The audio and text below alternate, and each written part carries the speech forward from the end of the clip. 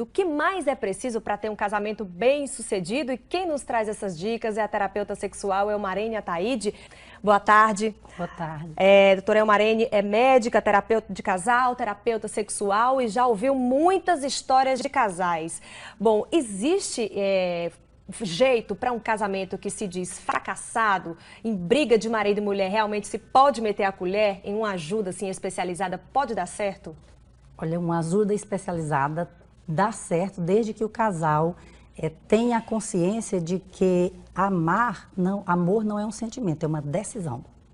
Então, hoje já existe um campo da ciência que estuda bem os relacionamentos amorosos, né? Todas as etapas pelas quais o relacionamento passa e já dá, a própria ciência já dá ferramentas para que a gente possa ajudar nesse sentido. E já tem muitas perguntas chegando aqui.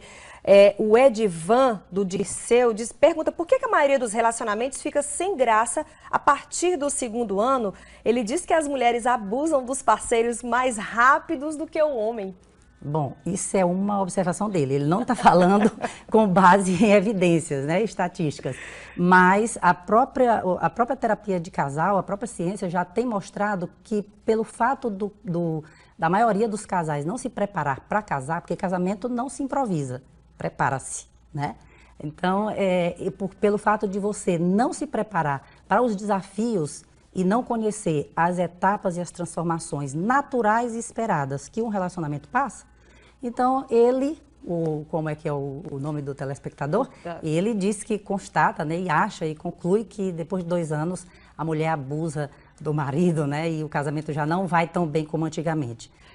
Posso complementar um detalhe? É que a gente precisa a gente precisa ter a consciência e fazer a diferença entre a paixão e o amor verdadeiro. Eu já disse que amor é decisão.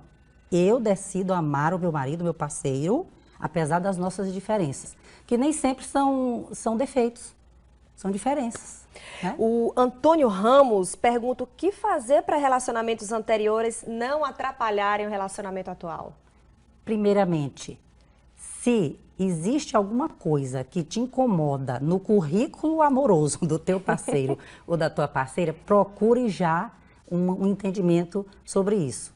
Então, é preciso que eu conheça o currículo amoroso do meu parceiro.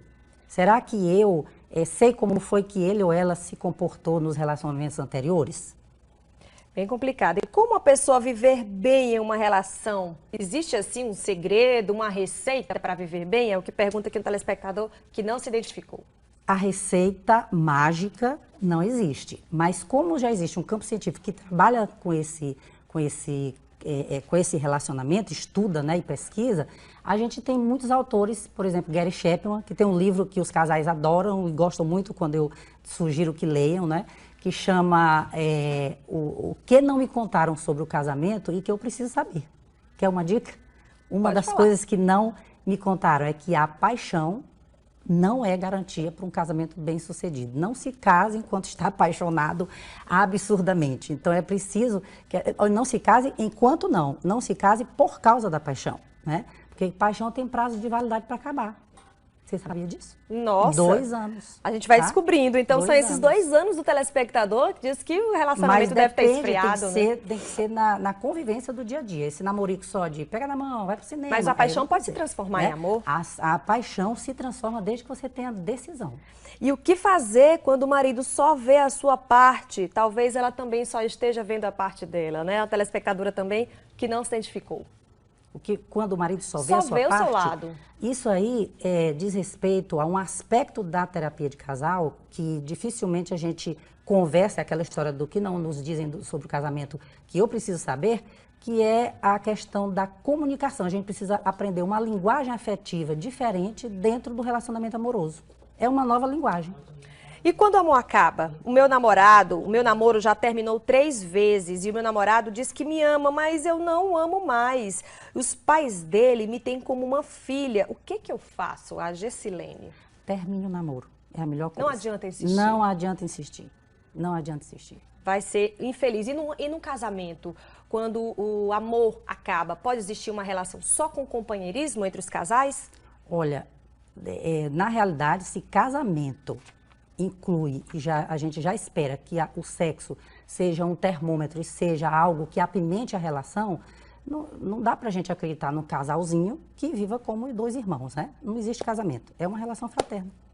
Bom, e se o casamento está por um fio, tem uma outra mulher fora do casamento, mas a esposa não aceita, como fazer para que ela entenda o fim da relação?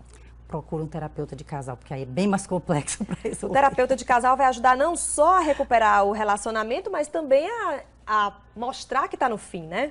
Exatamente, porque a terapia de casal o objetivo dela é a reconciliação, é o resgate do relacionamento amoroso harmonioso, como você falou. Mas isso não impede que a gente também possa dizer que a terapia de casal faça com que o casal tome consciência de que a melhor solução para aquele relacionamento é terminar. E a crise dos 7 anos existe? É o Rodrigo Mito. Santos de Miguel Alves, Miguel do Tapuio. Mito. Não existe, não né? existe. Bom, a gente agradece aqui os seus esclarecimentos. Eu conversei com a terapeuta de casal, terapeuta sexual, médica, doutora Elmarene Ataíde. Muito obrigada para a senhora. Boa tarde. Boa tarde.